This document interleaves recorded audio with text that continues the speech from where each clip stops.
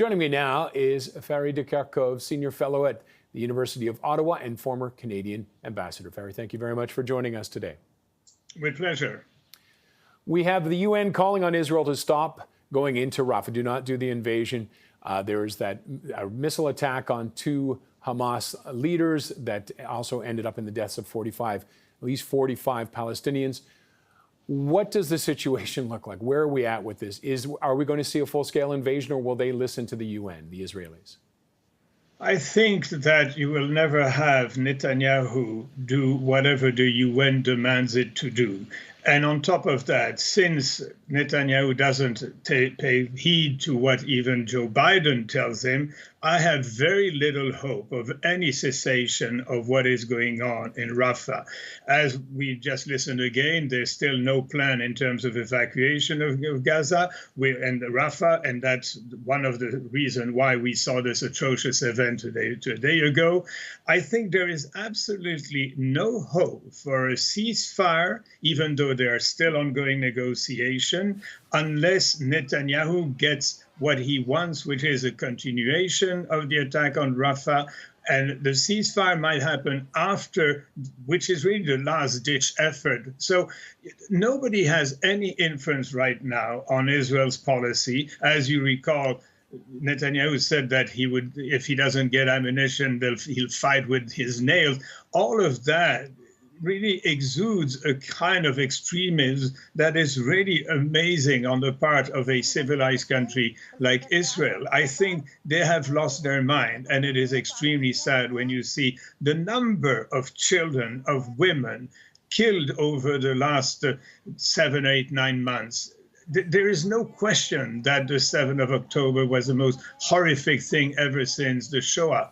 But what is happening in Gaza is horrific. And no one can look at those events day in, day out, and without wondering who can make Israel stop doing it. Because a negotiation is possible. Mm-hmm. After all, we did have 3 weeks, several months ago, of ceasefire.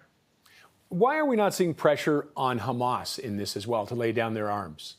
Or is there really limited things that any other outside government can do?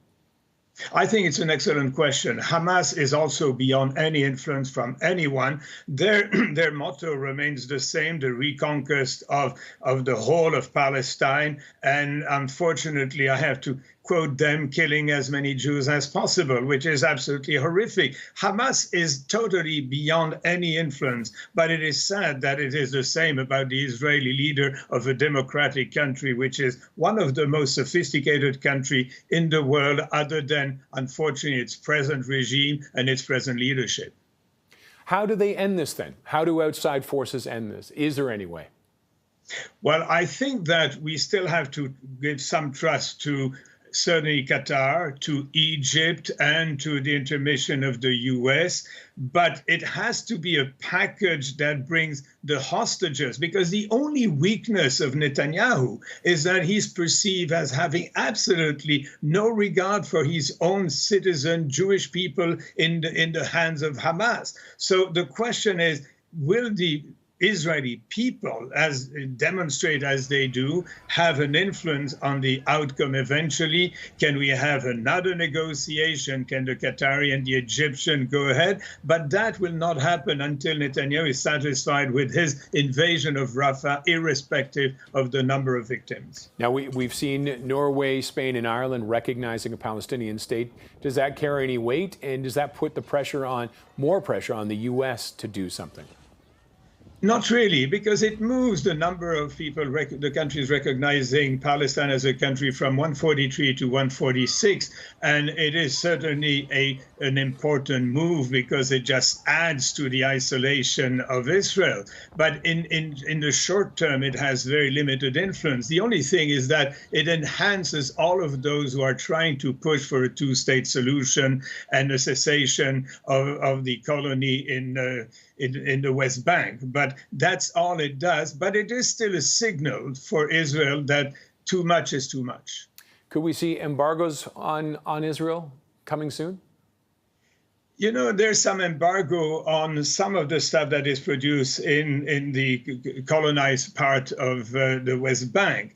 I don't think there'll be an embargo at this stage because it takes a lot of work. You have to have every players in the European Union, and you know that the German will oppose it. The French will always be hesitant because France, as I always remind people, there's as many Muslim as there are some Jews in France, because it's a country that has harbored a considerable number of people from various origins. So there's a lot at stake there. So we have got to be very careful to criticize what Netanyahu is doing, and at the same time defend the right of Jews to security in their own country and in other countries as well. And I think that's a very important message that has to be brought forward. Okay, Ferry, thank you very much for your insight and analysis.